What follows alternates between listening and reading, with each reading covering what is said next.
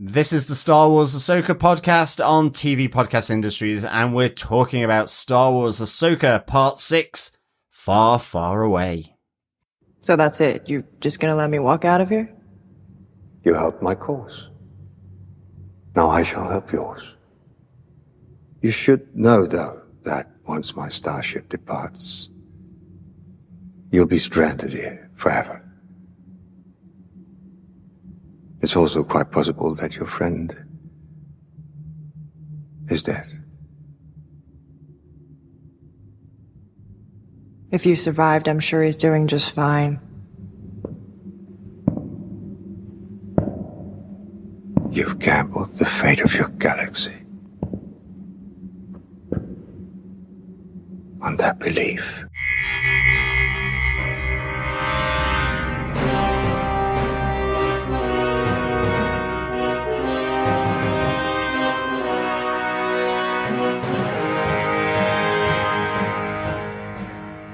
Welcome back, fellow rebels. This is the Star Wars Ahsoka podcast on TV Podcast Industries, and of course we are talking about Part 6 of Star Wars Ahsoka, Far, Far Away.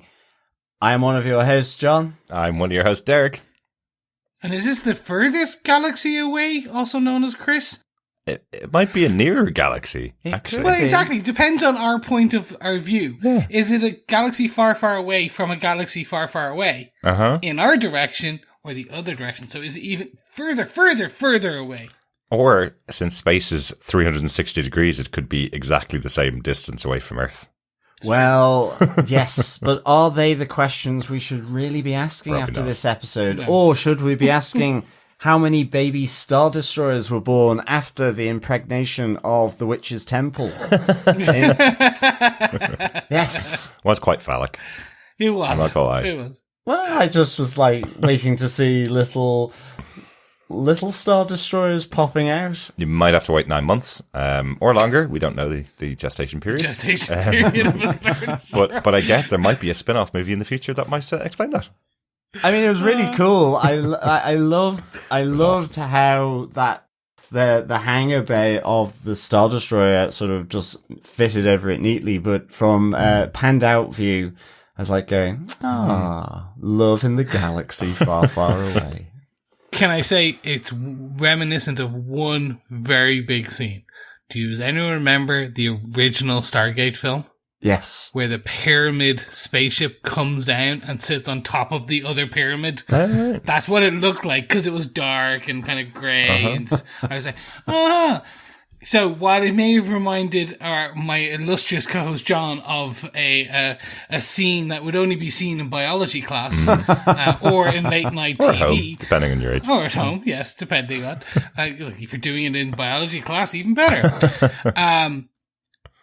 It reminded me of Stargate. Well, Very good, yeah, very good. but this was more abiotic love, you know, Yes. the meeting of a metal Star Destroyer with a stone tower, Yes. I guess.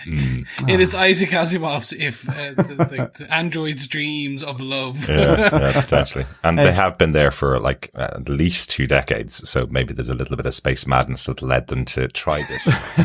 Anyway, enough of our weird and wonderful musings for this episode of our podcast. Because this was a great episode. It so we really definitely want was. to talk It about really Yeah. was. Just a reminder, fellow rebels, you can pop on over to our website at tvpodcastindustries.com, where you can join any Jedi or Sith orientated podcast player of your choice. We of course love to hear your weird, wacky thoughts and comments and observations as well about all things to do with Ahsoka. Or your normal ones. Or your normal ones, of course. So you can send your emails to feedback at tvpodcastindustries.com or head on over to our Facebook group where we have our spoiler-filled episode posts for you to comment on. And of course, that is over at facebook.com/groups/TV Podcast Industries. Absolutely. I'll tell you, I'm really glad after every episode, the official Star Wars site is releasing new posters of the characters that are coming in. I'm really delighted because I just ran out of posters this week. I've been doing 2 per episode and just ran out this week. And now we have brand new ones for Thrawn, for Ezra Bridger, for his new first in command, Enoch. Yes. There's posters for him. We have posters for all the characters from last week, for Anakin Skywalker, everything. So loads more posters to use for spoiler posts for the last 2 episodes, thankfully. What about Baby Star Destroyer? Do they have one? They of those? don't have Baby Star Dang Destroyer. it. That'll be revealed in the final episode post-credit scene, maybe. What about the Baba Freak knockoffs? Absolutely. Oh, we'll talk about them, Chris. We'll talk about them. Okay, good. It could be the adventures of Pee-wee Star Destroyer in a galaxy far, far away, abandoned by its father, the largest Star Destroyer. Now, I don't want to teach you about anatomy here, but I would say that would probably be the mother. Well, that is true. But Hey, anyway, we've gotten back to the topic Baby that we Star got Destroyer, off yes. already, Anyway. so we're going to move on. Sorry. Quick one. Before we get into our coverage of this week, we got a little bit of quick feedback on last week's episode from Elizabeth, who says, "Hello, Derek, John, and Chris. In your discussion of Ahsoka, episode 5, Shadow Warrior, one of you asked whether Ahsoka had previously shown any particular talent for communicating with entities like the Purgill. That was Chris, and we answered incorrectly. So thanks very much for this, Elizabeth. She says, why, yes, she had. In Tales of the Jedi, episode Life and Death, toddler Ahsoka was snatched by a saber-tooth and carried back to its den. A frantic search party had barely set out when Ahsoka showed up riding on the back of the saber-tooth, having convinced it to return her unharmed. That's when Gentica, an elder of the village, identified Ahsoka as being a Jedi. I think we need to create a new narrative principle, a la Chekhov's gun. When Purgill show up in episode 3, sometime before the end of the series, someone is going to another galaxy inside a space whale. Can't wait for Ahsoka and Huyang to be birthed out of the other end." Excellent stuff, Elizabeth. Yes, I completely forgot about Tales of the Jedi. I didn't forget about Tales of the Jedi. We even mentioned at the beginning of the series that we definitely had watched it again, Yeah, but we skipped that's true. rewatching that episode for some reason, because I think it had been shown before it aired. We'd watched it when it aired, and then we'd watched it again, and then we didn't watch it for that last rewatch. We were catching up on the other episodes, more to do with the later life of Ahsoka. I just completely forgot, because clearly, since Dave Filoni's involved in the animation wing of those stories, clearly that was the reason why he had an episode which showed Ahsoka has that affinity for dealing with animals and being able to control them right from birth. So there you go. Yeah, that's great stuff. Excellent. Thanks, Elizabeth.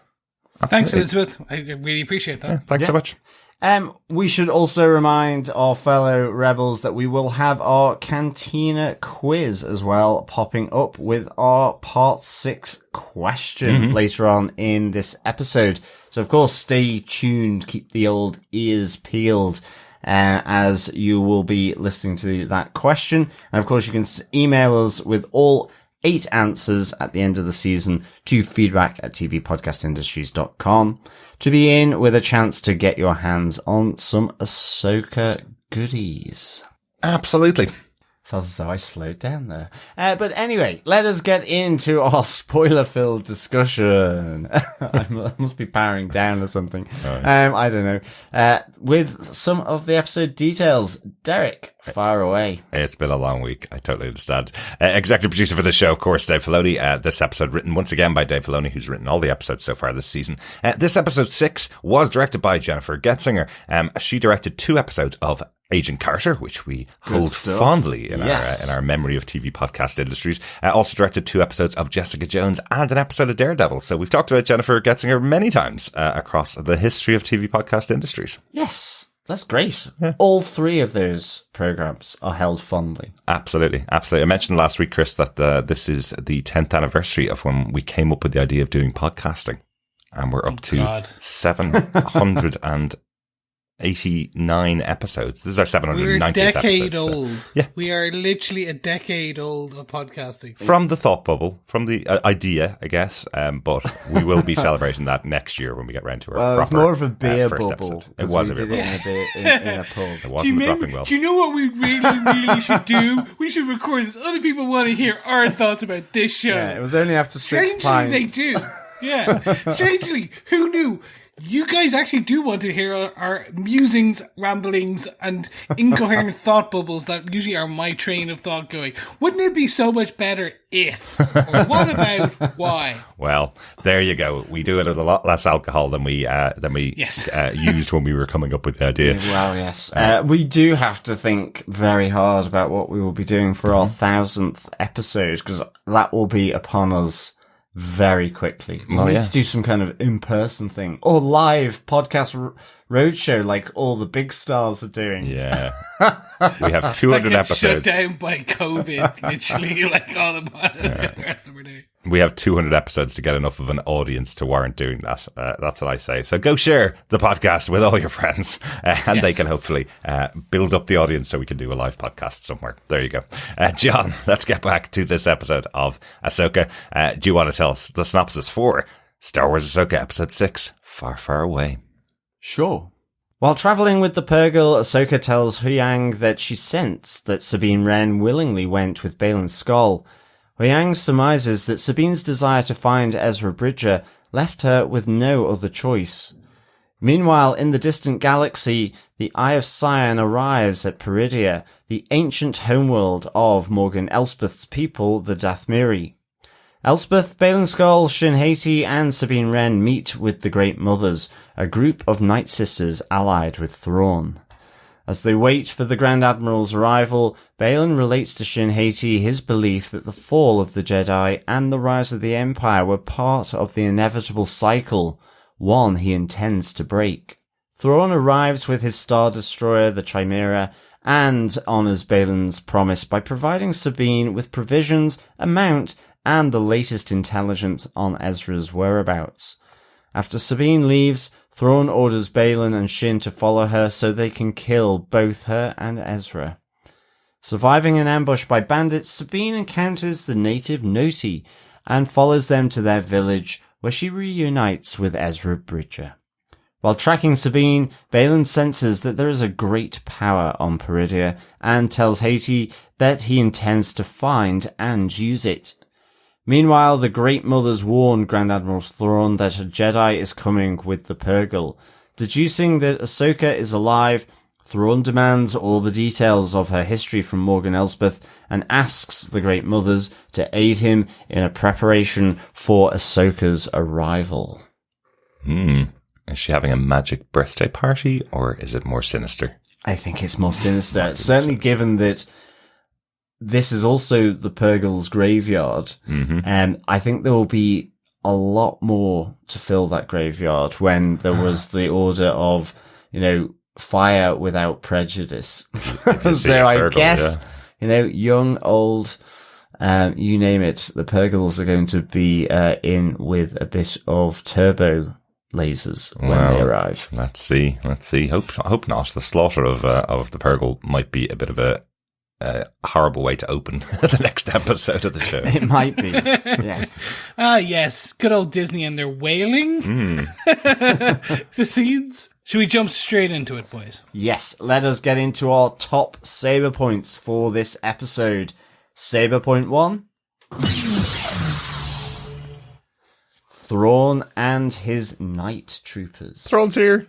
Yeah. Grand Admiral Thrawn in live action. Yes, absolutely. Do you know, I actually think this is my Doctor Strange moment in Star Wars. Okay. Actually, because I remember after the 3 original movies, episode 4, 5, and 6, being sort of needy for more Star Wars. The next kind of thing that I picked up was Timothy Zahn's trilogy, which introduced Grand Admiral Thrawn and his shenanigans in the galaxy far, far away, which I just love because he is a unique presence in, the remnants of the Empire.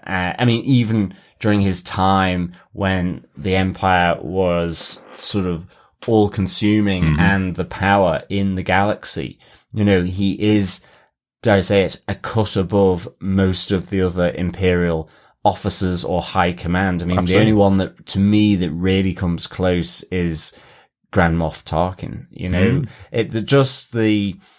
It's that objective, distant authority and ruthlessness in going about their command. But Thrawn's is different because it's one of understanding. You know, he gets or tries and attempts to understand, dare I say, his prey before he engages. And it's that philosophy which is different, and the planning that he has, you know, always to be ready. But he's ruthless in, you know, how he operationalizes his troops or whatever, like we hear in this. So I just thought this was great. And it also helps that it's played by Lars Mikkelsen, and with that voice, you know, which is so familiar if you've watched Rebels, as he voiced Grand Admiral Thrawn there. Absolutely. And, you know, just the intonation, the cadence, the modulation of it is just really good. That kind of quiet threat that always seems to be there, you know? Absolutely. A character that sat with all of us since the early 90s when we read that series of books. So,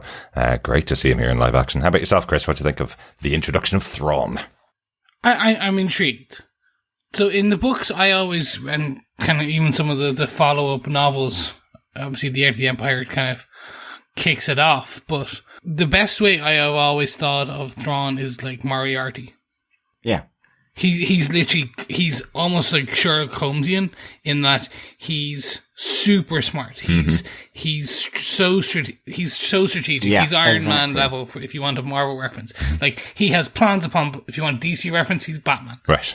He's not a Jedi. He has no supernatural powers. He's just super smart and ruthless. Yes. So that's why I kind of leaned into that Moriarty, because he's just able to think 10 steps ahead. He's able to kind of deduce steps and things and how people are going to act and react. And exactly. things like that. And he uses people's personal weaknesses for his benefit, or, you know, that's what he attempts to do, or a whole culture's weakness to his benefit. It is really, really ruthless. And I mean, we see that in this episode, you know, in terms of, now he's quite open about it in some respects to Sabine by saying, you know, if you don't come back here, we'll leave without you. But also quietly ruthless in effectively saying the same thing about Baylon Skoll and Shin Hati, that if they're not back in time, and that he is only going to send out the 2 detachments to follow up with Baylon and Hati, because they don't have enough resources. You know, their resources have dwindled in this time, sort of in exile here. And so if they don't come back, you know, that's a number he's willing to lose. So it is just that ruthlessness there. The other thing that really sprung to mind here with me, which I really, really liked, and it's probably, I don't even know whether it's a thing, and it might not be, but, you know, his eyes are really, really red. And the thing that I really like is that his antagonist in Ezra Bridger, his eyes are really, really blue. So it is almost like Luke's blue lightsaber of Ezra Bridger's eyes with the red lightsaber of Darth Vader, which is Thrawn's like piercing red eyes. I don't know. I just suddenly was like, it was this kind of, it's just that motif being carried through. Is it actually on purpose here? Is that why they gave Ezra Bridger, you know, really those piercing blue eyes? Yeah. That's an interesting catch. I don't know. Yeah. But I kind of liked it, and I've made it up, and I thought I'll run with it. I like it. It might already be out there. Maybe I've co-created it with Dave Filoni. You get royalties. I now. wish. They're not much until there's a writer wish. at the moment, but they will be in the future. Yeah. I suppose just to talk about one of the things about Thrawn that's interesting. You know, I know we keep referring to these novels that are now no longer canon, that were written in the 90s, but what is interesting about them is those novels took place after Return of the Jedi, the first ever story written after Return of the Jedi. All the stories that we've seen thus far in Clone Wars or in Rebels that featured this character of Thrawn were before Star Wars, before A New Hope.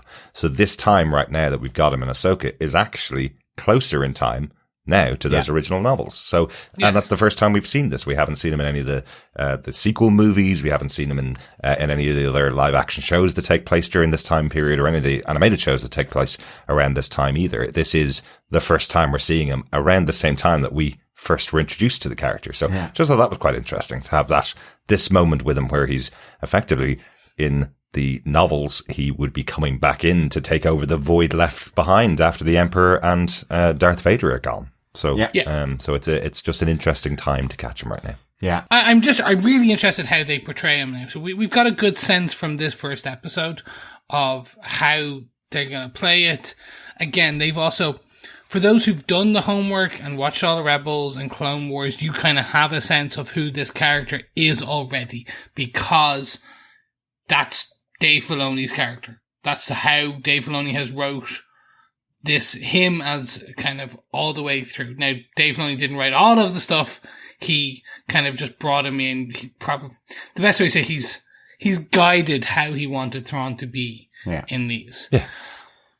This live action, again, is Filoni. It's his first adaptation of this character for live action. But I still feel I'm interested to see how they condense. Because we just talked about how I think he's very Moriarty. Kind of, you guys talked about how again, you also have that touch point from the books as well. So we have those kind of ideas in our head. What we've seen in this episode so far is a strategic general, somewhat, I don't want to say ruthless, I'm going to say callous. More just kind of cares about his unit, wants to get home. Yeah. Well, if you're both. not there, you're not there. I think it's both. And it's also, it's his willingness to use people. So on multiple kind of things. So, he's that final line where he says, I need your dark magic, the power of your dark magic once again to the Great Mothers, those Nightsisters. So he's willing to utilize them, yet I'm be interested to know whether he's going to take them back with him. I think he is, but I'm not entirely sure. Even with Baylon Skoll and Hati, they're Jedi. Technically, they would be his enemy, but he's happy to let them do their thing, but not necessarily reward them. So he will use them in a moment to kill Bridger and Sabine, but will be more than happy to leave them behind and have no further use of them. So, even his alliances, or that he builds in order to enact his strategy, as you say, can be just so temporary. Absolutely. And that's what's, I think, really interesting about him, Yeah, absolutely. And just to kind of tick off those boxes of what we did learn about Grand Admiral Thrawn here in this episode. Yeah. We learned that Ezra got away and he had no ability to catch him during those 15 years or so, I believe, that they've been in exile here. So Bridger is a bit of a thorn in his side. And as you say, John, he's willing to align with anybody to take out Bridger, but he has a bigger goal. Yeah. And the bigger goal here is getting back to the galaxy. So if Ezra doesn't die and he goes back to the galaxy and Ezra's left behind here, that's fine. That still solves the problem for him. But he'll take that last shot to take out Ezra while he has it. And that last shot is having his best friend go find him and then sending out the Jedi to take him out. Yeah. Then we have the fact that he's aligned himself with these great sisters. So willing to use magic, willing to use that against them. He's also turned the clone force that he went there with, or the stormtroopers that he went there with in the Chimera, he's turned them into a force who are now shouting his name like a rallying cry as he arrives. He's turned them into this worshipping group, almost like Hitler at the Nuremberg rally is what we're seeing. Yeah. You can see that from these troops. They are very different type of troops than we've seen from stormtroopers or from clones before. Well, it's even just... Speaking of the Night Guard, Enoch, the captain of Thrawn's guards, just with the mask is very cool. It's very Praetorian Guard from the Roman Empire. It suddenly felt like Gladiator with that on. And I guess, that notion of, these dedicated loyal troops, like you say, whether it's, equivalent of the SS with the Führer, in Nazi Germany, or here, like the Praetorian Guard, with the Emperor, the Roman Emperor. It's that kind of thing. The Praetorian Guard had to swear allegiance to the Emperor and were his personal bodyguard. And it feels very much like, this is the case with this group of stormtroopers. Absolutely. They would almost be like the Imperial Guard in the red robes that you had with the Emperor. Yeah, exactly. They look like they've gone through some battles over the course of the time they're there. Some of them look held together with pieces of string, but still standing to attention, still calling out the name of Thrawn. Yeah. Yeah. No, I think that's going to be the thing. I have one ask of this for the remaining episodes, which is for those of us who haven't done the homework, and I'm being facetious by joking about that, right? What I would like is them to shorthand how bad and how calculating Thrawn is. How, why Thrawn is the new big bad.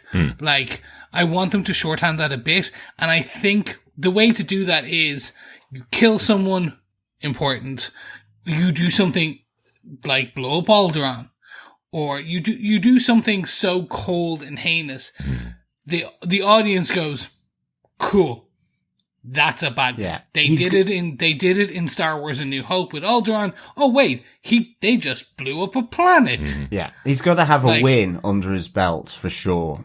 Exactly. Yeah. You've just got to basically, because again, I understand. I know who this character is.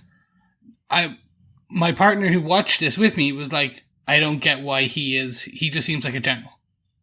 And that was the response. Yeah. And I'm like, yes, that's actually fair. Like, all of us have the previous history and we're like, okay, we know why Thrawn is a big bad. Let's do something so despicable, heinous, calculating that the whole audience goes, Ahsoka needs to stop him. We need to call in Mando. We need to get Luke. We need to get the Skeleton Crew. We need to get every TV show that is Star Wars bound.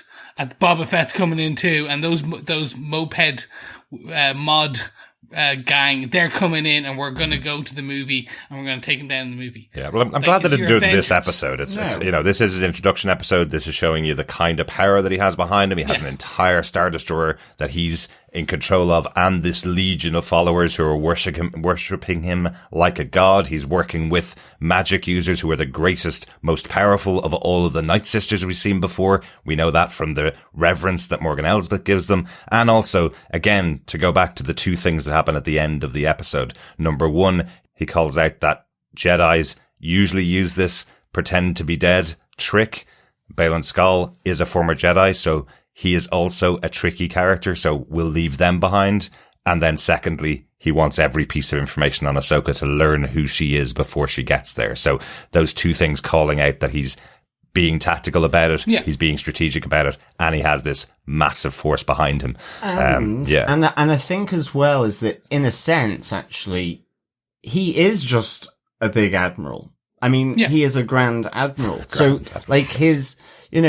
what I mean, but I know that sounds weird to say, but it's just that Tarkin was a governor. He controlled a system, you know, this was a governor, and then kind of, got, to a Grand Moff. He was almost like on the administrative bureaucratic, like you see in Rogue One, where Director Krennic doesn't really want to hand over this military project to him. And as we've seen in the Bad Batch, he keeps raising grades throughout his time. Tarkin, Thrawn is this master tactician and strategist, and was given the Grand Admiral rather than just simply an admiral in the Imperial fleet because of that overarching strategy, calculus, and planning and everything to help the Empire. And you see that a lot in Rebels, like there's the new TIE fighter project that he's doing, and that it's part of the reason why, he tries to understand his enemy. It's coming from that perspective. So in many respects, it is from a military perspective that Thrawn. So I wonder whether it will just see him being raised like a military coup or military dictatorship that comes up, and he's a leader de facto through that route, So I think that's also the thing, he's not a Jedi, but he will use them if he can align with them. Or he will use the Nightsisters. So that's what's kind of interesting about him, at least for me. I think the other thing I'll be really interested to see is if he gets into a fight, because he is also a very good fighter with a lot of weaponry, you know? Oh, okay. The classic is his blaster holstered at his side, but, you know, we've seen him using staffs and all that, at least in Rebels. So that's kind of interesting. A bit more fencing-like. It'd be interesting to see how that plays out, how that's captured, I think, as well. Yeah. In the future. Yeah. Not a huge amount more about the introduction to Thrawn and the Night Troopers, but one big moment that we get in this episode, because we're going to talk about Sabine, obviously, throughout this episode. It's a lot more about her here, but one big moment is Sabine Wren meeting face to face with Grand Admiral Thrawn. Yeah. In Rebels, Thrawn had done a lot to Sabine's family. So they have a kind of a significant history. Yeah. So what did you think of the meeting of those two, John? I really liked it because, first of all, you have Thrawn, you know, kind of just oozing this almost, you know, this fake assistance to her. Mm-hmm. But I like the fact that Sabine, you know, is really combative with him. Like, she doesn't call him Grand Admiral. Of course not. It's straight off Thrawn. Mm-hmm. You know, she ultimately doesn't like this guy. And I guess that there is a huge surprise that he is even going to help her. Mm-hmm. So, you know, I love, like, just the fact that, you know, when he says you've gambled the fate of your galaxy, on that belief, and Sabine just responds with, but that's something you wouldn't know about friendship or anything like that. You know, she, in a sense, knows his personal traits as much as he knows hers, and that could prove to be really interesting, you know, because other than, you know, like with Ahsoka knows about Grand Admiral Thrawn, knows that he's a master tactician, all that, but it feels more personal between these two. Exactly. And the same with Ezra Bridger as well. You know, they have humiliated him. Yes. You know, they've undermined his strategy previously. And it's that, like, exactly to your point, Chris, around Moriarty and Sherlock Holmes. Whilst it might not necessarily be a meeting of minds or equivalent minds, it's the fact that it's opposing almost forces. A competition between them at the expense of everyone that goes on around to some extent. So for a lot of the time, it was as it is an animated show with multiple episodes. It was the Rebels versus Thrawn. That was really their battle when other battles were going on with Vader and other battles were going on with the rise of the other side of the Empire. The Rebels were dealing with with Thrawn. And I just like the analysis that he brings, you know, how he goes, how that singular focus, he says, you know, referring to Sabine's need or want, or choice to reunite with Ezra, he says, will shape the galaxy. And you know, that counters to Ahsoka's, the opening with Ahsoka and the conversation with Huyang, around her realizing when she was force sensing back on Satos that Sabine had gone willingly with the enemy. You know, so I kind of really like that kind of touch point. Great. The other thing as well I just wanted to bring up was the fact that we do see Thrawn's Star Destroyer here, the Chimera, which I actually really loved. The patchwork repairs on it. Oh, gotcha. I just thought it looked really cool. So cool. I mean, I guess it was just also because, you know, Thrawn is quite aristocratic in a sense as well. You know, it's straight back, high chin, you know, shoulders back. There's an air of aristocracy, about, him. It seemed at odds with, and I don't mean in a bad way, I actually like the contrast, but it seemed at odds with this charity shop Star Destroyer that, you know, had been sort of repaired by piecing sort of bits of scrap that they've been able to find. But I really, really liked the look of it. And as I say, even though I did giggle to myself about baby Star Destroyers, I loved how it kind of just loomed over the Nightsisters temple there on Peridea.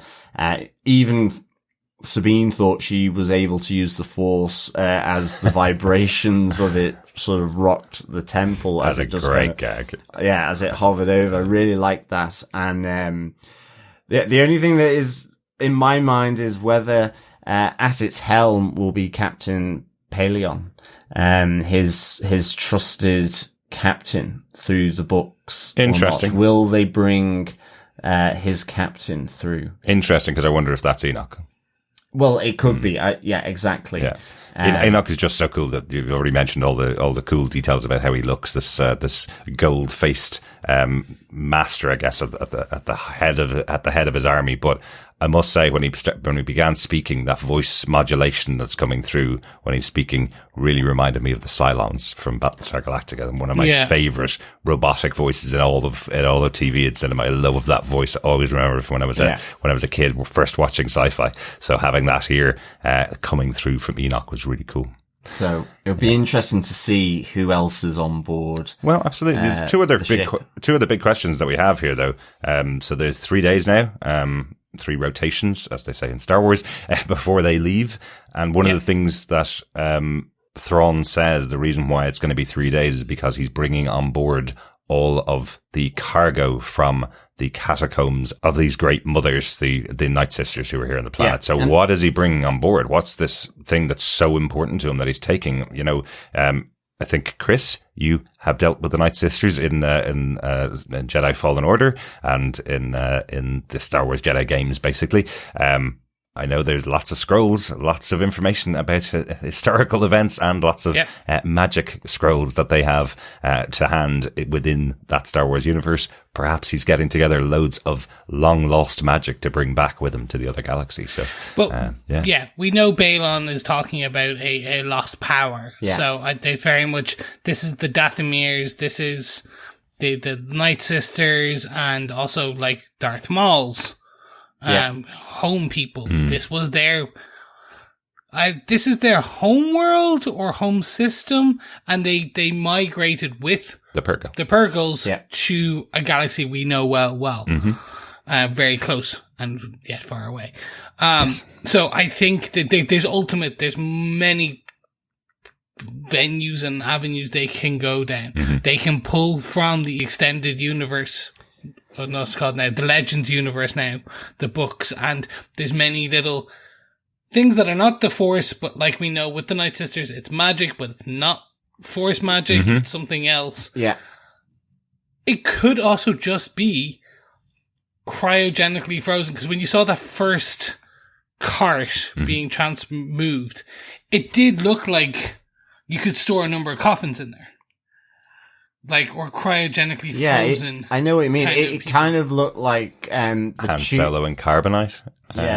Something like that. Type of thing. Yeah, it felt like the length of a body, for sure. And just so I understood you right, Chris, are you saying that this system is their home system, or do you mean? Because I understood, like, just with some of the background from learning about the Nightsisters, or maybe it's that they were sort of in both systems, was that because you hear them talking about, how they used the Purgill, before, I guess they could travel anyway.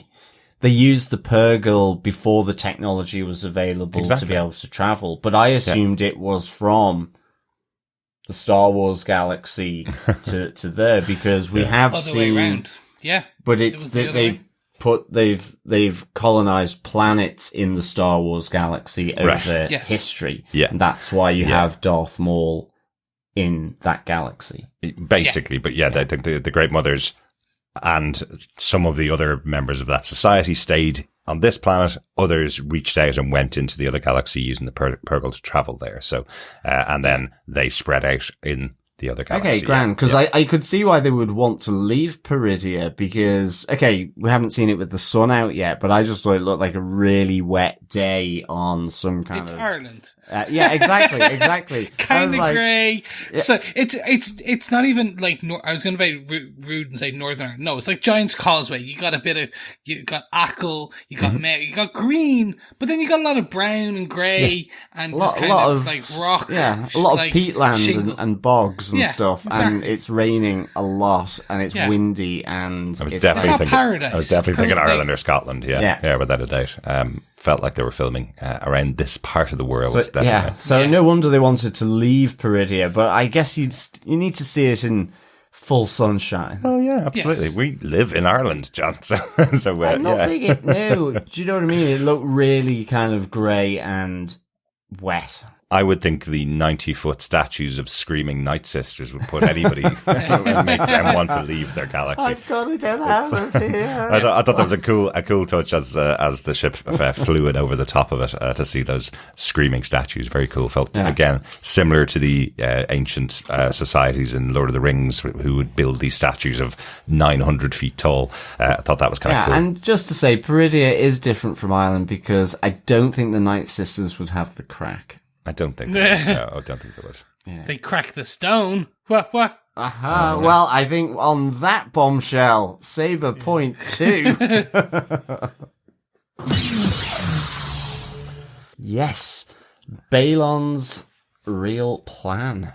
Derek. Yeah, I just think he's been this character that we've gotten to learn bits about as the episodes went on, but still Shadowy still didn't really know his motivation. But we get a lot more of that here, and I really loved this scene that we have between Baylon and Shin Hati, his Padawan or his apprentice. I just thought that we learned more about him. We learn about his history.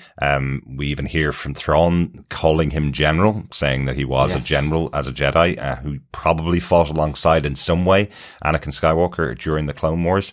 But he talks about the Jedi Order and talks about why he left, with Shin Hati. And I thought that felt really interesting that he's saying that this cycle that we hear so often about in Star Wars novels and movies, and animated shows, everything talks about, the rise of the Jedi and then the fall of the Jedi and the rise of the Sith and then the fall of the Sith and the rise of the Empire and then the fall of the Empire and the rise of the Jedi. And it's just this constant cycle where empires rise and fall, Jedi rise and fall. And he's going, enough of that. There's a reason why it always happens. I know the reason, and I'm going to put an end to this, and I'm going to use this great power that's available to me here. So you feel that while he calls himself a mercenary, he had a different goal in mind. He was setting himself on a course and on a path to be the one that stands in the way of another empire rising, which, interestingly, and he calls it out in this episode, the enemy of my enemy is my friend, when he aligns himself with the bandits. He calls that out here. Interestingly, if he's going to stop the rise of another empire, it will put him directly in conflict with Thrawn. So I think that's really a great place to have this character of Baylon Skoll. Really gives him interesting motivation. He has that moment where Shin Hati is saying to him, do you miss the Jedi Order? And it's played brilliantly once again. We've mentioned a couple of times, that Ray Stevenson is so good in this role. But that moment where he kind of reflectively thinks about it and says, no, I don't miss the Jedi Order because of how they turned out. I miss the idea of what the Jedi Order could have been, but it always goes into this cycle. So, loved those moments. Yeah. I'm fascinated by this power. For me, it was the Purgills go to this galaxy to die, or are they killed? Are they eaten? Is there a power here that can consume Purgills? Maybe. Because we basically, you come in with that beautiful shot of what we think were rings around the planet, and it's just like a sea of bones, like the elephant graveyard. Exactly. Maybe Peridea is the planetary equivalent of Iceland or the Faroe Islands that still hunt whales. Oh God, no. Yeah. Or I think, Chris, you nailed the reference there, the elephant graveyard, where the place where elephants go back to towards the end of their life to lay down and die. Purgills use intergalactic travel, use hyperspace travel effectively, and this is the last trip that they make. This is the one that's tread by every Purgill, I suppose. So that's why it's such a definitive one point to the other point. Yeah. So this is where they come to die. So in some ways, the fact that both Ahsoka and Ezra Bridger convinced the Purgill to take them to this place is probably quite a big thing, because they probably only come here once, right? So they come here at the end of their life to die. No, I thought they migrated. Yeah. They go back and forth across their lifespan. That's the way I took it. Yeah, that's the way I took They it. do as multiple well. journeys, because if you think they have to, the Dathomiri's, when they were, the Nightsisters, when they were leaving this planet to go back to the Star Wars galaxy, would have kind of took it. But I take it as like there's a power here. There is something, be that the whatever actual magic that the Nightsisters harness. Exactly. It's the ultimate power. It's like in the Wheel of Time, Chris. Yeah, like the one power. Yes. It's exactly.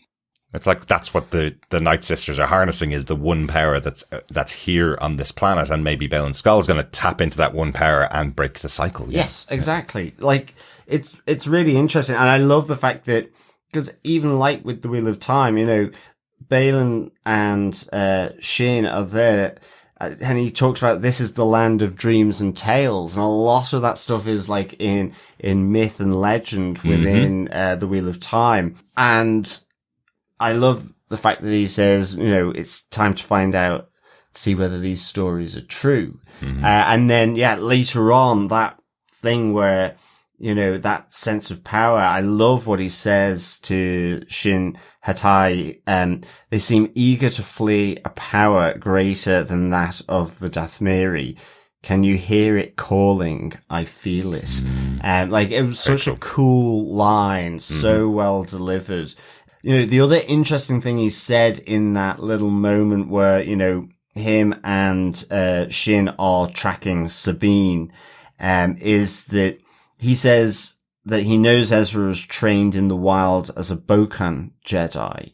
And he looks at Shin Hati and says, you know, you are more than a Jedi. I kind of like... trained you to be more, Yeah, I've trained you to be more. So I like that idea of where he's coming from with that. And indeed, I actually thought Baylon and Shin, I really liked their dynamic in this episode. Absolutely. Even though there still wasn't too much back and forth, it felt sort of much closer. Yes. And because she's kind of, you know, poor Shin Hati has been sent on errands by Morgan Elsbeth all the time. So she's hardly been with him, you know, and she's been a bit dubious about the Night Witches and so on. But I just felt this kind of really close connection. And Yes.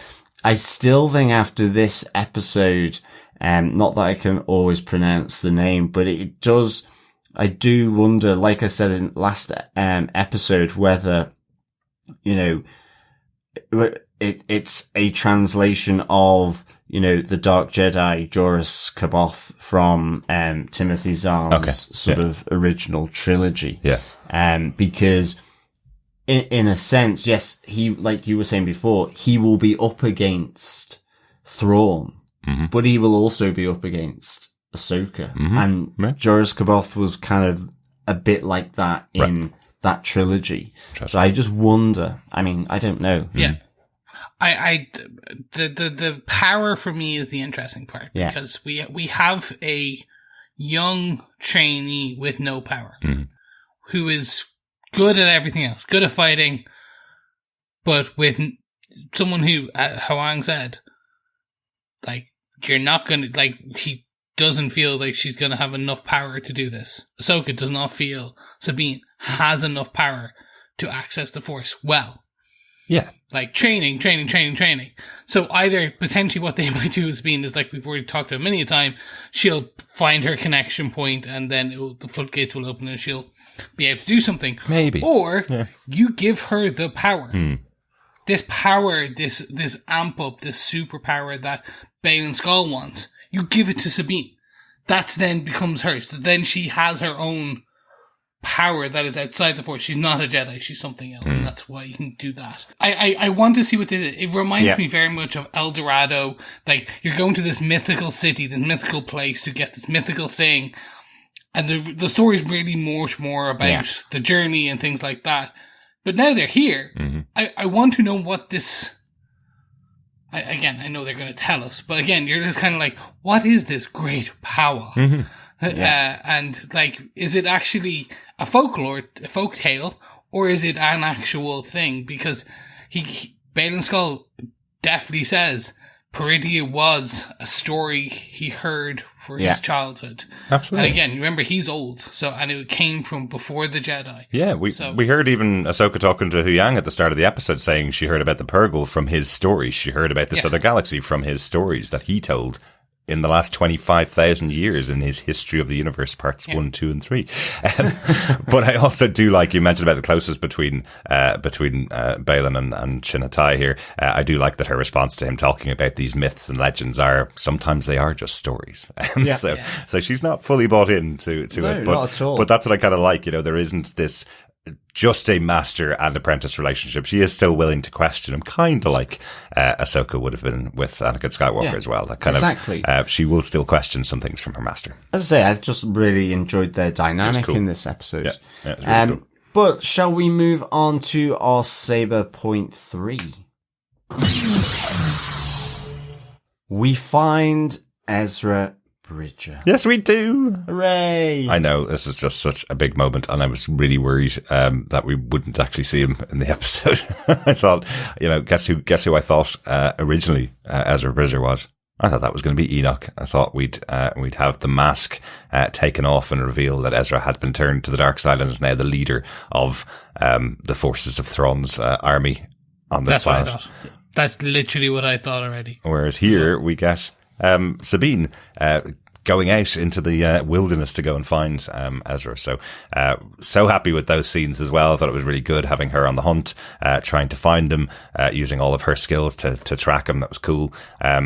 Defend against the nomads as well. Yeah, but interestingly, questioning as to why they're being so good to her. They're saying to her that they're going to stand over Baylon's promise. They give her back all of her weapons. They give her back her entire Mandalorian armor as well. So to make sure that Sabine doesn't question, that they're definitely holding up their end of the bargain. So she gets everything back. She gets Ezra's lightsaber, her guns, and as I say, her full Mandalorian armor, obviously minus the helmet, which Huyang still has.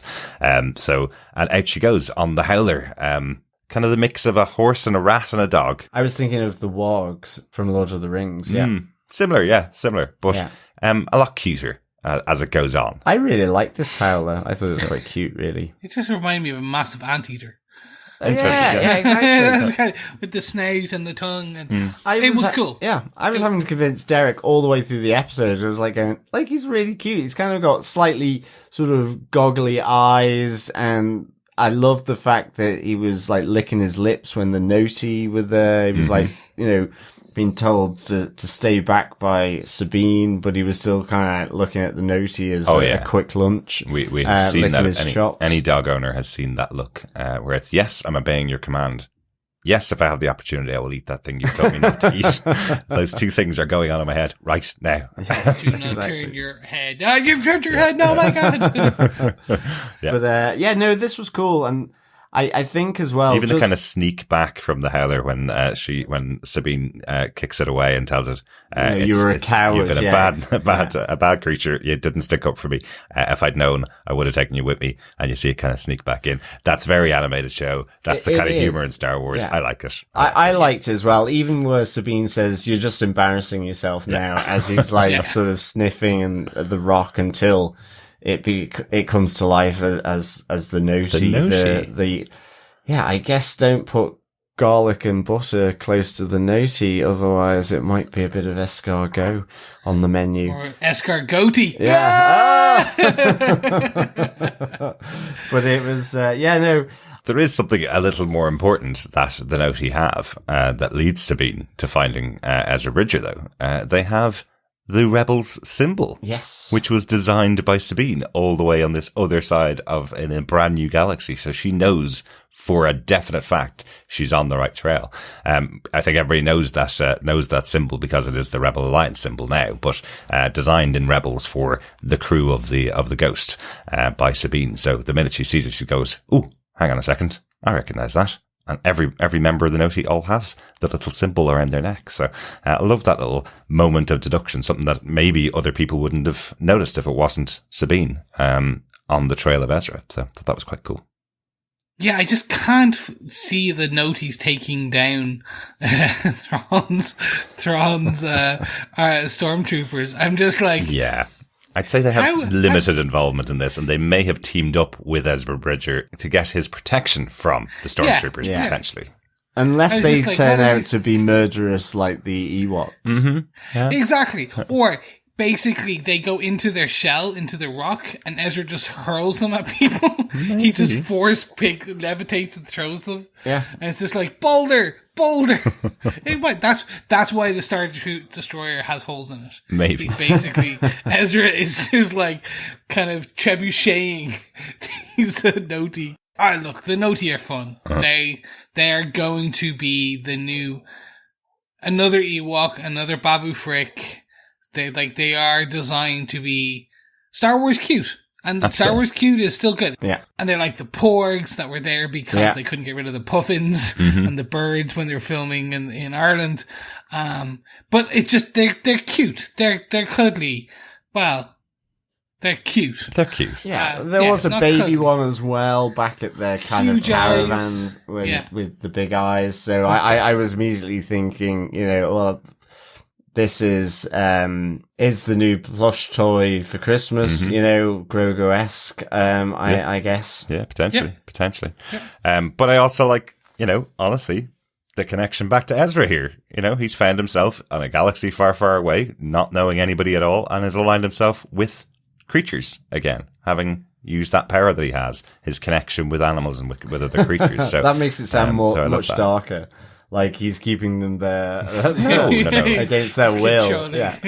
Let us free. Not at all. No. I'm talking about that connection that he has, the way that he's able to communicate with other creatures, even though he doesn't know their language, doesn't necessarily know everything about them, but he's able to have that connection with them. And he does seem to be in a position of in some power, I guess. Maybe not power is not the right way, but he's the one that calls for them to move their settlements, kind of showing that they're more a nomadic race. They don't stay anywhere for very long. So as soon as Sabine's found him, they have a quick moment together, and then he goes, right, we need to pack up our stuff and move, because effectively, if she's found them, somebody else could be right behind her. Well, that's it as well. And I really like this moment with Sabine reuniting with Ezra Bridger, because awesome. There's so many questions coming from Ezra, how did you get here? How did you get Howler?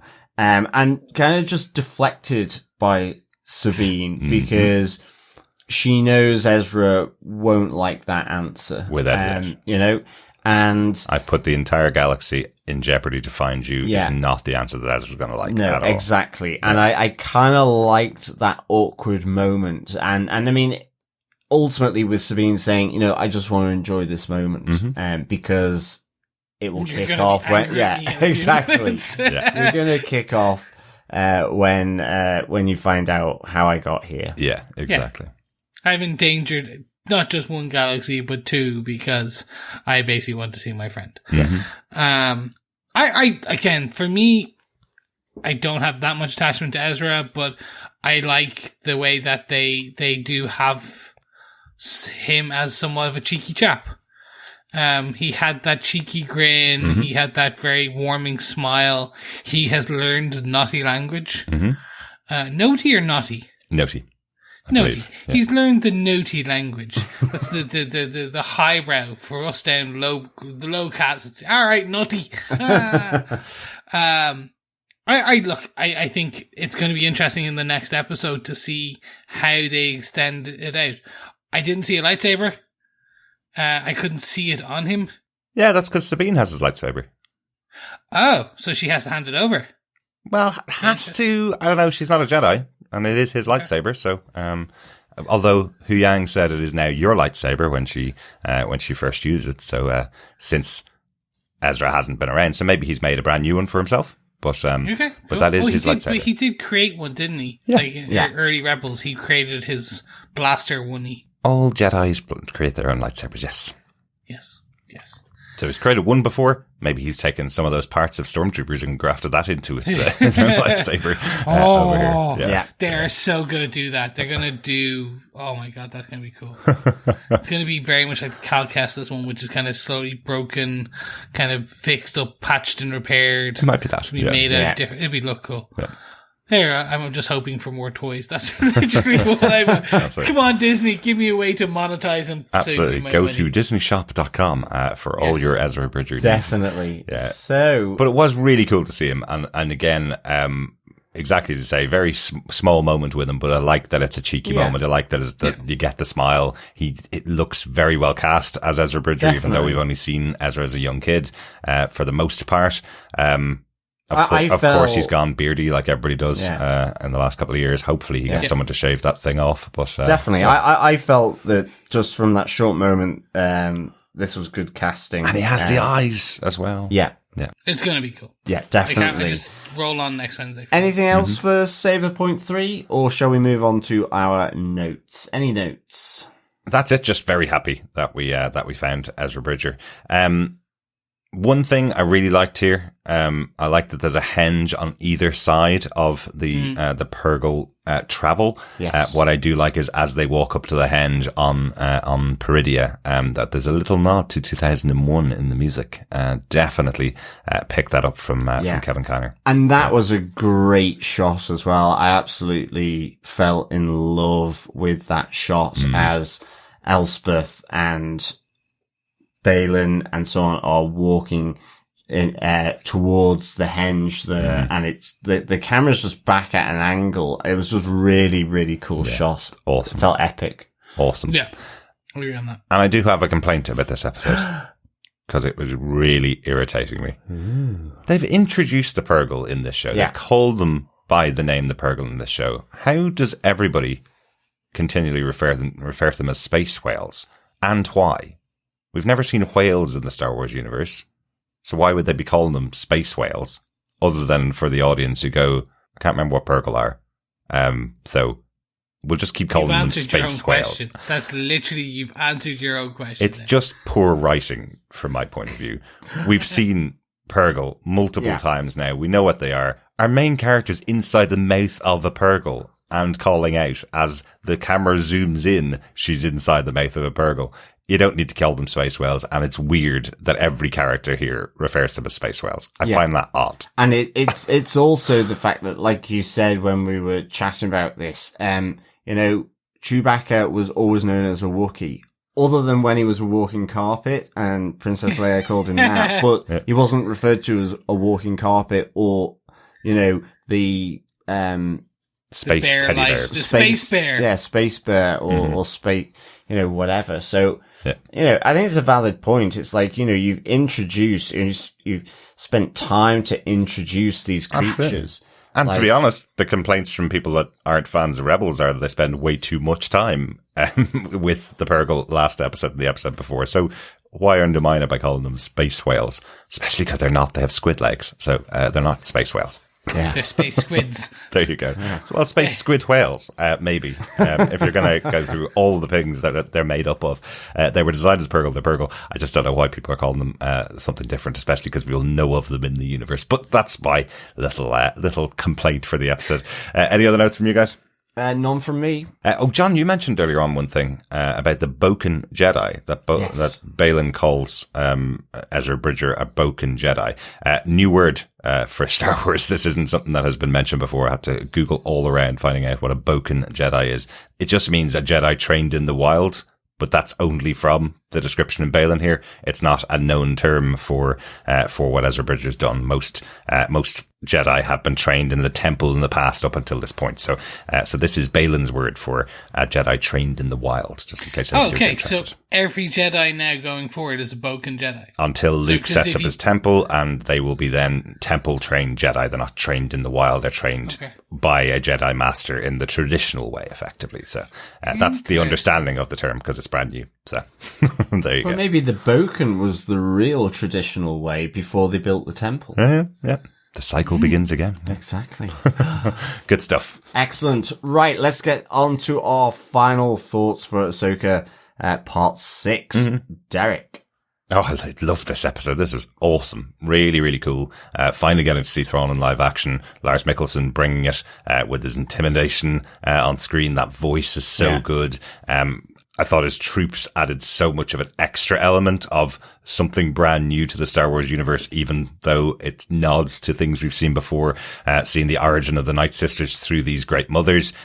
What they're bringing to this world is awesome. And here we have Ezra Bridger back on the good side as well. That's cool. And then, of course, we have layered into that, we have a bit more motivation for Baylon and what his real plan is. Those are all great things for this episode. So, interestingly, didn't get very much of Ahsoka in her own show. She did start out the episode, and they did, of course, deliver the one line we didn't even mention, Huyang saying in a Star Wars related property a long time ago in a galaxy far, far away, That's true, actually. finally Yeah. appearing in the story and making total logical sense why this character would say that. Yeah. Very cool. Really enjoyed it. Loving this series so far. 2 more episodes to go, and I want to see how it breaks out in the massive cliffhanger of Thrawn arriving into this former Star Wars galaxy, I guess. That's going to be cool. Excellent. Chris, part 6 thoughts, please. I really enjoyed it. I really did. I had a qualm, if you want to call it that, in just that Thrawn. I would like to see them show why he is the big bad, because for the rest of the audience. Yeah. No, I totally agree. They need that touchstone. Yeah. I was giggling because I had in my mind that you might say, I need to know where it's going. And I was going to reply with, well, they're going back to the galaxy that they came from. Yeah. Sorry, that was my own head joke. And all I was going to say was, next week on Ahsoka episode 7, here's the reason why Thrawn is the big bad. Yeah, Yes. that's coming up. We just introduced in this exactly. episode. So yeah. So again, looking forward to seeing where they go on this. Looking forward to seeing Ezra over the next couple of episodes, seasons, like Ahsoka season 2. I think, like, building this character out. You've had years with him. I've had a couple of episodes. Mm-hmm. So really getting to the depths with this character who's been stuck by himself and naughty for 15 years. Mm-hmm. Stranded by himself against an army. Yeah. And that's going to be the interesting. I want to hear a story. If you're going to give me a flashback episode, or do it next week, give me basically Ezra telling the story of how he survived and what he's done and showing how evil Thrawn is. Mm-hmm. Really, we're here. We're set up. Ahsoka's on her way for her own show. Mm-hmm. Let's go. We've got 2 episodes left. I really, really want them to ramp the gears up and really give me that story. Give me this, like, bring it all together and show me again why these characters are so important and so great. So while this episode was fun, it's like if I was going to do a John score, it would be a 3.5 for me. Oh. I really just need more. I need more of this. But that's for now. I want to see where we're going. I look forward to next Wednesday. Excellent stuff. John, how about yourself? Final thoughts on this episode? Well, awkwardly following that score, I'm going to give this 5 intergalactic planetary out of 5 because I really loved this. Mm-hmm. I'm happy with Thrawn's introduction. Absolutely loved it. I want to see more of him and so on for sure. Interestingly, Wouldn't it be great if they didn't? If they just went, right, we're not actually going to talk about it next week. Be... Ezra and Sabine hop into the Purgill, they head back, and then that's it. They take out the Eye of Sion on their way out, so he can't leave, and that's it. We never see Thrawn again. Yeah, well, interestingly, given we've got 2... we will see more. Yeah, I mean, given we've got 2 episodes left, I can imagine this now to be sort of a 2-episode Filoni spectacular, actually. Well, yeah. And I'm looking... I hope so. No, I hope so too. And I'm really looking forward to it because, Filoni does that, has done that so well, I think, in the animated series. Yes. And I think we've seen those glimpses here, such as in the last episode, as well as peppered throughout this series so far. And I can see that, the last 2 episodes could potentially be an absolute ride, to be honest. I hope so. Yeah, really hope so. So yeah, I loved Thrawn's introduction. As I said, I loved just seeing his machinations playing out here. I mean, even with Elsbeth, she introduced herself as, his loyal servant. And yet he was basically sort of, going against his promises in public to her, against Baylon, whether I wondered if she was just getting a little bit nervous. Oh, yeah. And well, shouldn't you be sending more troops out with Baylon no, exactly. I can't spare them. This is what you're getting. Yeah, it's very. I wonder whether she was very just much putting her back in into place. A bit nervous, a bit wary. So I really liked that. Loved seeing Ezra as well. These 2 characters. So I loved having his introduction. I loved the magic element with the Nightsisters and Thrawn, and then with Baylon, with this power, as he says, calling, and which he can feel. That just sounds really, really great. And just knowing Ahsoka is on the way, by which time Thrawn will have had and read his dossier from Elsbeth, to be able to do something. I mean, it's not inconceivable we're going to get a big death here. I mean, absolutely. I know it was only the Bad Batch, but we lost Tech in the Bad Batch, and, spoilers, and Filoni will do death. Absolutely. We lost Kanan Jarrus, one of the essential characters in the show, in Rebels. Exactly. That was the animated version of this. So yeah, very likely we're going to lose somebody else here. Very interesting. So yes, in the spirit of the Beastie Boys, I give this 5 intergalactic planetary out of 5 for me. Excellent stuff. I know we mentioned Huyang and Ahsoka's moment at the beginning of the episode, but one thing that we didn't mention out of that, just to, I guess, underline it slightly, Ahsoka tells Huyang about Sabine's betrayal in her mind, that she saw it through the Force, and Huyang that is true. Kind of slaps her on the hand for that, saying the Force doesn't always tell us exactly what's there. Maybe it was Sabine's only choice to make this decision. It's not necessarily a betrayal of you or the teachings that you've given her.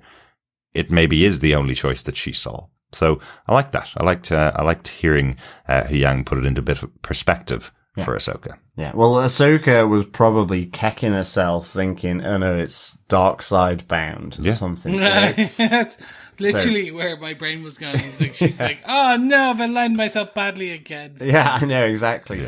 Yeah. So but I guess that's the risk for Ahsoka, given she was the apprentice for Anakin. Well, absolutely. Absolutely. But good stuff. I think it's time for a drink, guys. After all the fun of a brand new galaxy, let's head off to the cantina.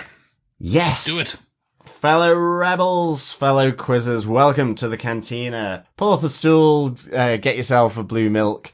Or something harder. Yeah. Or something harder. Or you can add something a little harder into the blue milk. Maybe some Kahlua. Green milk. And some vodka. And make a blue Russian. Blue Russian, exactly. Yeah. To go with Grand Admiral Thrawn. There you go. I like it. It all came there, John. He's Russian. I know that wasn't planned, but that came together quite well. Yes, it did really. We are mixologists in the cantina, of course. But let us not digress any further with weirdness and wonderfulness. Let us get on to our question 6 for part 6 of Ahsoka. So here we go. The question is, how do the Great Mothers describe Sabine to Grand Admiral Thrawn? Ooh, very good. Ooh, that's a really interesting one, John. I like it. That's the 6th question in our rounds of our Ahsoka Cantina quiz. Pop on over to the website at tvpodcastindustries.com if you've missed any of the questions so far. But if you haven't, put that together with the answers for the other questions, and at the end of the season, email us with your answers to all 8 questions to feedback@tvpodcastindustries.com to be in with a chance to get your hands on some Ahsoka goodies. John, do you want to get the question one more time? Sure. How do the Great Mothers describe Sabine to Grand Admiral Thrawn? Brilliant. Let's hear some thoughts from our fellow rebels.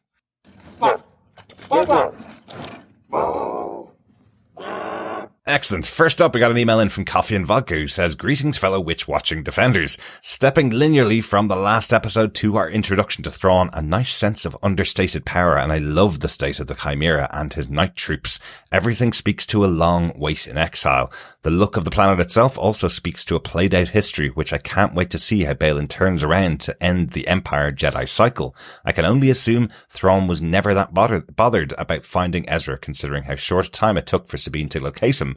Too bad about the 2 squads that also have to be left behind. Would hate to draw the short straw on that one. All in all, a very well executed episode. This whole series so far seems to ask one major question. Why didn't Disney just throw everything to Filoni and Favreau? 4.5 noties on a half shell, Howler Commandos, and ancient acquaintances out of 5. Peace and take care. Coffee and vodka. I love it. Howler Commandos. I love it. Just for me. And noties on a half shell for Chris. No, noties on the half shell is the one I'm like, I'd watch that. I'd actually watch that. Oh god, no, don't. They'll do a Christmas special. Oh, exactly. That's why I'm like, noties in the half shell. Nodie power. It would be amazing. That would be very awesome. Absolutely.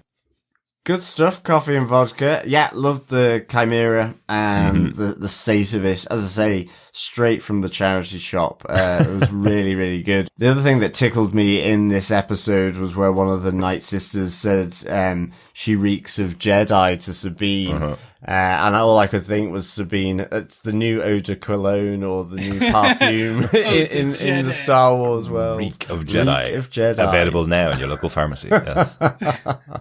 Anyway, again, I digress. Gosh, I'm weird this episode. It's late on Thursday night. But yes, good stuff. Thanks, Coffee and Vodka. Thanks, Coffee and Vodka. Thanks, Coffee and Vodka. Next up, we have some feedback from the one and only Darth Von Doom. Greetings, New Republicans. My fave episode so far. The Purgill hyperspace effect was very cool. Oh, yes. Huyang's opening phrase seemed like fan service, but once thought over, quite fitting as he retains the history of both galaxies. The Dark Sister spheres remind me of those in the old Phantasm films. Thrawn's appearance reminds me of Dracula or even Mephisto, with a touch of Hannibal Lecter, charming, cold, calculating, and deadly. What cargo is being loaded on his ships? Really corpses for a zombie army? Baylon Shin conversations are interesting. What is his plan? Will Baylon sense Thrawn's double cross and aid Ahsoka and the others? I would have thought Sabine might get acquainted with the Howler before mounting it. Then it might not have abandoned her against the Nomads. I would like some Beskar armor, please. The Noti are quaint. I was always impressed with Ezra's ability to connect with creatures and other beings. The Nightsisters dropping a dime on Ahsoka's approach really annoyed me. They gotta go. Alright, Sabine.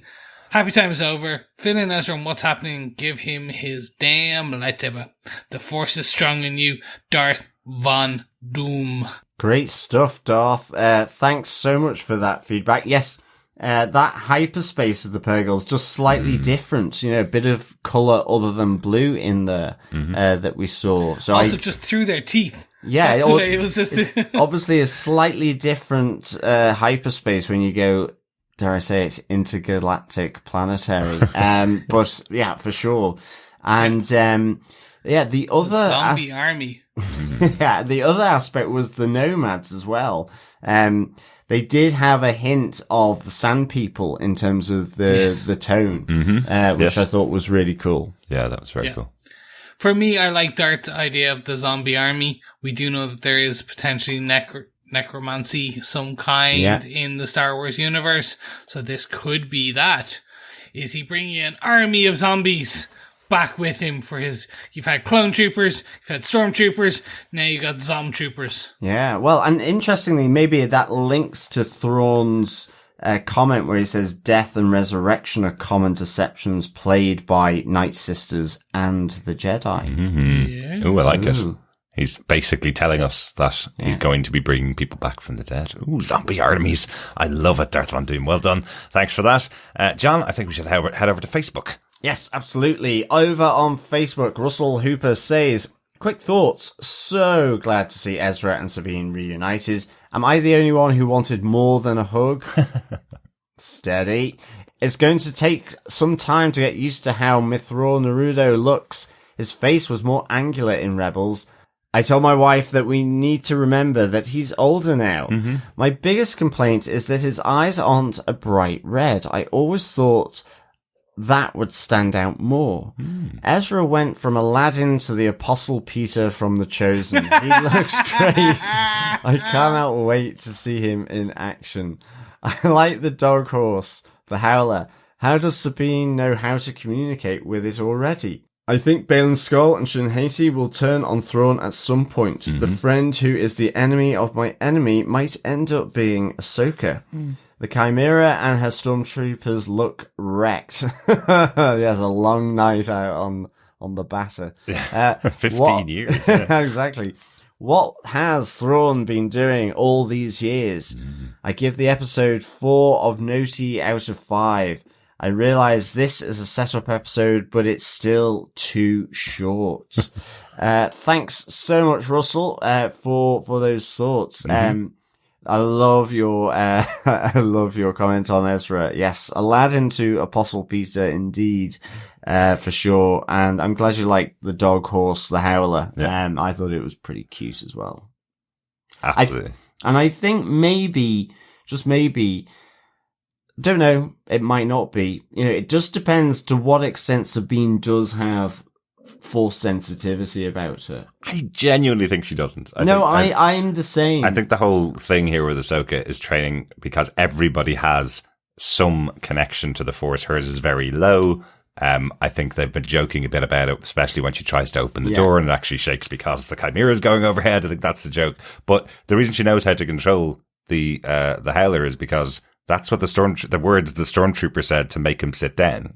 She basically just learned the word sit, and she used that on the Howler. Yeah, I know that bit, but it's just all the other stuff. But maybe that was just her talking to the Howler like you would talk to your cat or dog. I think so. Yeah, I think so. But it's also the Noti as well.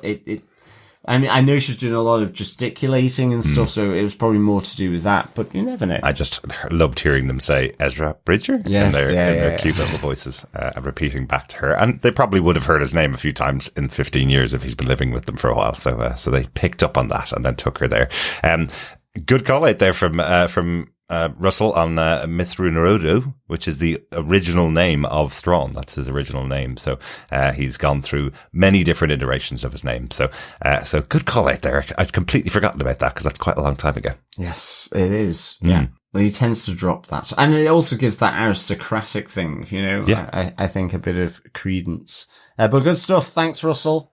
Excellent. Yes. Thanks, Russell. Mindy Megan says, okay, admittedly, as someone who hasn't done the suggested reading before the course of completely understanding the history of the characters, I've struggled a bit to see why we should be rooting for Sabine and why the my friend is lost and maybe I can find him plotline is enough to carry such a large part of the story. We know she cares about Ezra. He's like her family, but wouldn't her collective care for Hera and her son and Ahsoka outweigh giving up the map and the risk of Thrawn coming back? Not to mention her just trusting that Ezra is alive and well, and seeing him again isn't code for him being frozen in carbonite or in forever suspended animation in a medical bacta tank. I feel like as a Mandalorian she'd be more suspicious or cautious, or even stop to consider that someone in this process isn't being totally honest with her. While we, the audience, are like, the bad guys are manipulating you. Or is she a character that we know just makes questionable choices and we're supposed to love her for it anyway? I'm really hoping the last 2 episodes give us more reasoned explanation for all this focus on this plot point, and I'm anxiously awaiting hearing what you guys have to say about it and hear your take on it. I definitely have a lot of useful content and background that I wouldn't otherwise have if I wasn't listening along with the podcast every week, which makes me wonder if part of the Disney Plus audience who haven't seen Clone Wars or Rebels, like me, are similarly feeling a little confused or left behind to wonder why we should care about Sabine, or is her purpose just to F shit up, which is totally okay and fun too. Good stuff, Mindy. Sabine is a character. Is it out of character for her to risk everything to go after Ezra? Not really. She's risked everything quite a few times. That is kind of part of her character. She's not trying to mess things up, but I think at this stage, after 15 years, she may be thinking this is her one last chance to save him. and kind of thinking maybe this won't lead to the end of and death of the galaxy. She might be a bit more positive about the situation here, that she could be able to go off there, save Ezra, and then deal with the next problem as it presents herself, and maybe not let Thrawn out of that galaxy and back to this one. Yeah, and it'd be interesting because I think she does know Thrawn, and I think while she might not outwardly be expressing it, I'm not entirely sure, certainly with Thrawn, she would be taking it at face value. Mm-hmm. And even, with Baylon, it's like, for her, I think the importance is that there is a deal here with him, and she has gotten that, but the fact it came from Thrawn might undermine that, because I think she is deeply suspicious of him. But True. And maybe that's her issue, is she taking any note, of what he's saying? I think so. And I I think so too. I think so. On the relationship between Ezra and Sabine, there was definitely a bit of will they, won't they earlier on in the series. They were the two kids of the group that hung around together all the time, and Ezra kind of pushed it with her a few times. And then as the war went on, I guess, as they became this family of rebels against each other, that kind of storyline dropped away. But now, absence makes the heart grow fonder, as they say. So maybe I think that's what they'll do. There's something between Sabine and Ezra. But again, I suppose it doesn't matter. Here is sorted with her son. Herself and Ahsoka had split apart before this. They're not really mended back together even at this stage. The most important person in her life is Ezra Bridger. And effectively, she was told, either you make this decision now or it's cut off forever. If you destroy the map, you will never see Ezra Bridger again. So even if it's not a love interest, they may not go that way, but they might. Even if not that, she was being told, this is your last opportunity to find Ezra Bridger, and if you decide to go along with what Ahsoka recommended, you will never see him again. That's a big choice. Yeah. So, and maybe her choice as well, it might come out in the last two episodes, is that she was prepared not to return back. That's true. Yeah. She did say she didn't want to talk about what got her there and wanted to enjoy the moment, being there with Ezra. So maybe she was making that choice to go one way. Yeah, I think they'll call it. They'll either use the brother-sister and they'll call it out explicitly, or they'll leave some lingering gazes to build an additional will they, won't they? Yeah, or hey, it's Star Wars. They can do both. Luke and Leia, anybody? Yeah. They will walk away from that very quickly. Thanks so much, Mindy. And I think, look, you're not in the only person in that camp to kind of have these questions. So I think, because I called out in this episode, I think they'll do it over the next while. They will start to call out more and more, be a bit more explicit. Yeah. But again, I think as well, joking when we say homework. It's not homework. It's just additional lore. Yeah. If you want it. And I think as well, in a sense, this Ahsoka series is just the beginning of this live action. Mm-hmm. And, we know there's other projects planned here. Yeah. So I think and it's also much easier to tell these stories when both characters are on screen, and we've just been introduced to Ezra. So, we'll get their connection much more, hopefully, in the last two episodes. Yeah. Thanks so much, Mindy. Yeah. Thanks, Mindy. Next up, we have KJ Bonham, who said, it seems to be getting better and better. Mm-hmm. Yep. Definitely. Pretty much. I think as a whole, each episode usually is somewhat better. I'm a bit down on this one, but I know everyone's a bit higher on me than me, so let's just say yes. Thanks so much, KJ. Next up, we also have some feedback from Joel Sharpton, who had this to say: I'm very excited for what's next, but that's been my feeling since basically the start of The Mandalorian.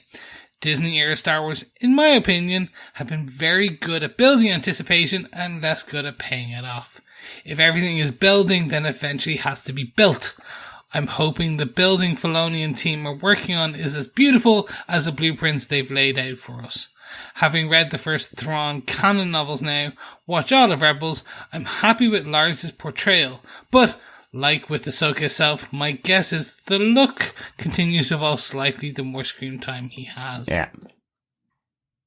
Thanks, Joel. Yeah, I think if you mean Thrawn canon novels, is there actually new ones? Yeah. Oh, wow, okay. I haven't even... I'm going by old canon or like lore or legends. Mm-hmm. So I have the first one. I need to start to read it. Yes. You need to report back next time on that. Well, maybe after the end of Ahsoka and the other 12 shows I think we're covering over the next Yes. month or so. But yes, definitely want to know what that novel's like. So I'll be reading it soon too. Yeah, and then for me, I think the blueprints will pay off. Like, I've yet to see... and again, each their own. I know it's your opinion. I personally am love... with Star Wars, it's all Star Wars all the time, and I'm okay. It's like Marvel. Some of it's going to be great, like Andor. Some of it's going to be okay, like Boba Fett. Some of it's going to be amazing animated, like Bad Batch. Some of it's going to be way too much, like Clone Wars. I haven't got a chance to watch. There's just, if you have time, you want to get invested, you're going to have all this amazing stuff. I think Filoni's universe, personally, my opinion is the interesting thing. They're building this gap out like what they did in Bad Batch. They're building this time where we did go, wait, what happened in that big gap between Return of the Jedi and Force Awakens? Can we get some story there? Absolutely. And I think that's where I'm going to be so interested in seeing. And I think it will pay off. I think they have the right people. But that's, again, my opinion. And I know everyone has slightly differing. I hope so, because I know that is certainly laid at the feet of J.J. Abrams. His way of making movies and TV shows has always been the mystery box, and the payoff for that mystery box never really pays off. And that was absolutely true of his Star Wars when he set up Force Awakens. Most of those stories didn't actually pay off in the way most people were expecting. There was a completely different director in the middle who changed everything, and then it had to be changed back to fit J.J. Abrams' version for the third movie. So that definitely has been leveled at the Star Wars movies. A bit less so with the series, but knowing now that Filoni's aiming for this joined up movie, that's probably where a lot of the stuff's going to pay off. I wouldn't be surprised if this series ends with Thrawn arriving back in the galaxy, and maybe we get a couple of minutes of that, and then that story is left there until a future movie or TV show. I don't think we're going to have a massive space battle at the end where Thrawn dies in this series to close off the story. I think it will be opening up the world wider rather than shutting it down. Yeah, definitely. I still think they'll do Ahsoka too, to bridge the gap between now and the movie. Potentially. I think that's where they'll do it, because we know that very quickly, because I know we also have additional feedback. There's Mandalorian, Boba Fett, the Skeleton Crew, and Ahsoka are all feeding into this culmination Filoni film. Yeah, so far.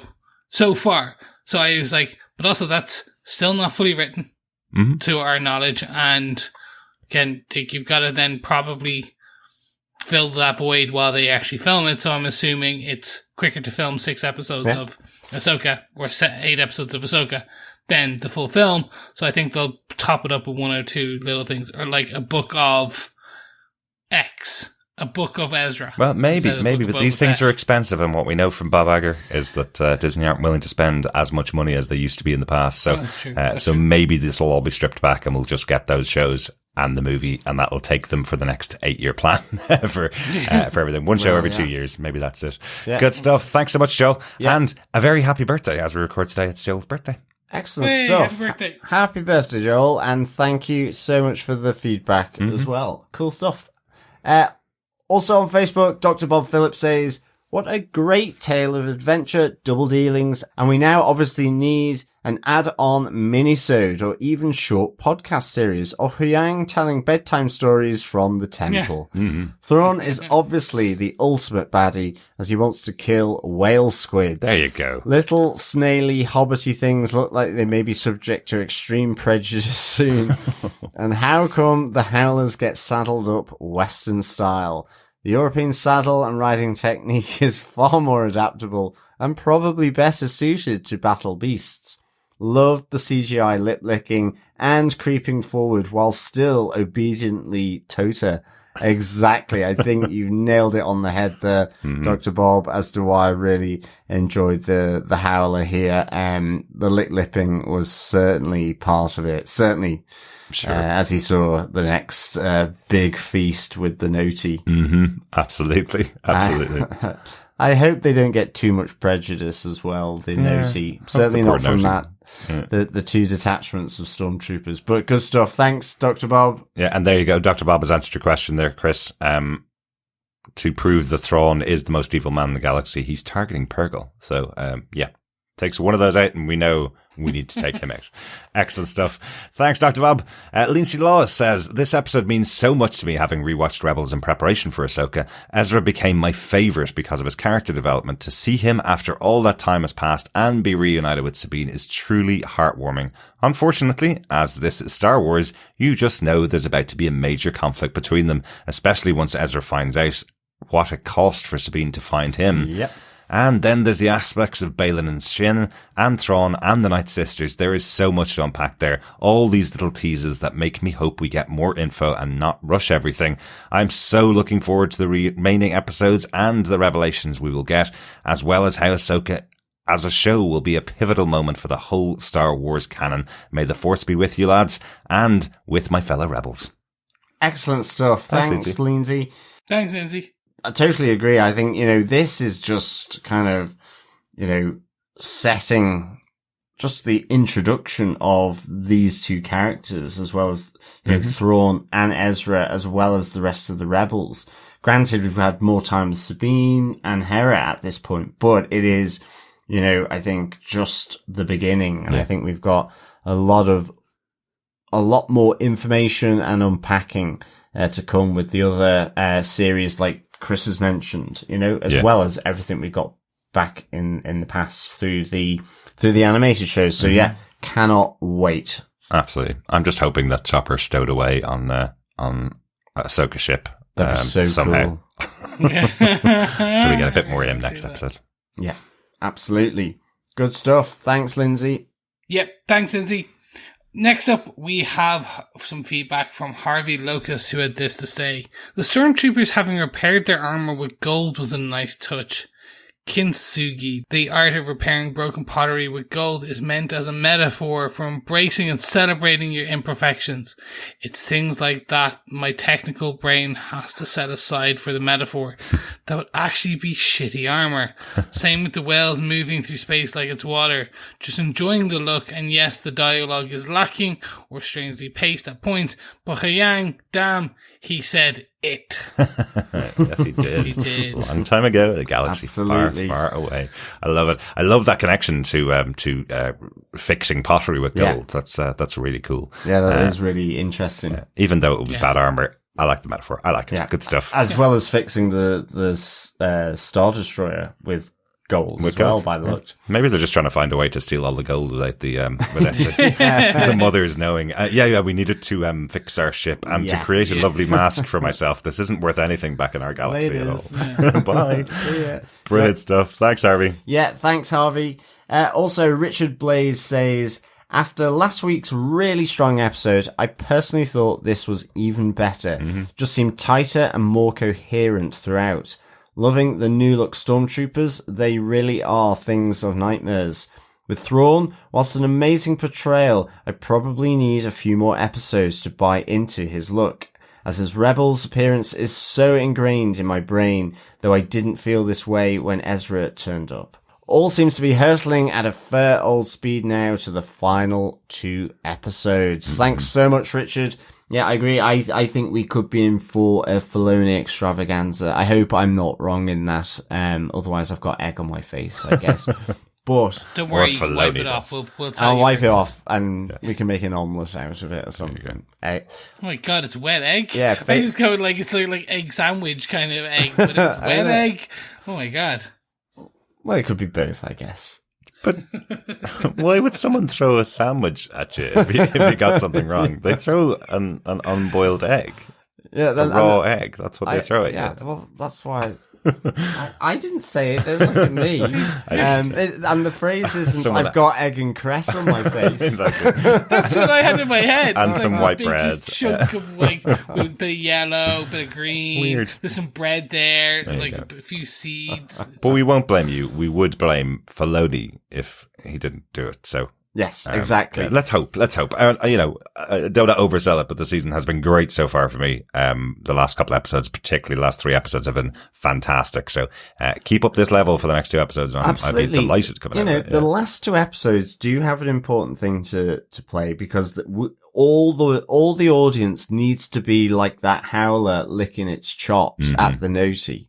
by the end of it, creeping and wanting to creep forward to lick that shell to get to the next installment of this. Absolutely. So they are important. Gooey inside of the story. Yeah, exactly. And I mean, to be honest, I do agree with Richard. You know, the look of Thrawn, I think, does have to, I think you do have to get used to it. I mean, I feel he's a bit more shiny compared to, and that's because previously it was an animation.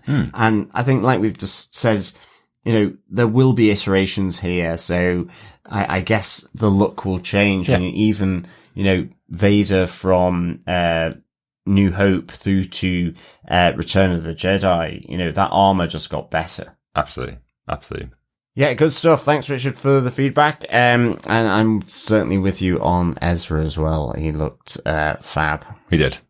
Thanks so much for your feedback, Richard. And thanks to everybody for the feedback. If you want to send in feedback to us, you can email us to feedback@tvpodcastindustries.com or pop on over to our Facebook group at facebook.com/groups/tvpodcastindustries. Remember to subscribe to the podcast at tvpodcastindustries.com. We are covering loads of other shows. We're coming up to our biggest week of the year very soon. We are covering Wheel of Time, season 2, episode 6, this week.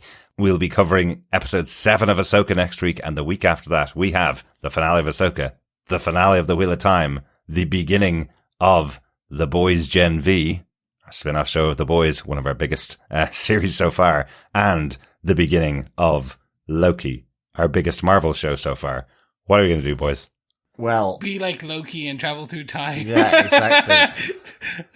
Or be like Ezra and just go to a different galaxy. No one can find us. You can't call become no one can nomadic. give out. Yeah. Well, we also are becoming nomadic. We're going away for 3 days during the week of all of those launches as well. So there may be a few little delays on some of Yes. the episodes that we're covering. Yeah. Why do they release 3 episodes of some of the shows I know. at the same time as all the other shows are ending? Who has time for this stuff? We'll make it. We'll do Yes. it. Because we love it. Because we enjoy doing it as well. So Exactly. Everybody got time for that instead of ain't nobody got time for that. there you go. There Absolutely. you go. Absolutely. Thank you so much for everyone listening. Don't forget, if you do like what you hear, head on over to patreon.com/TV Podcast Industries, where you can throw us a buck on an ongoing monthly installment to help keep the lights and mics going.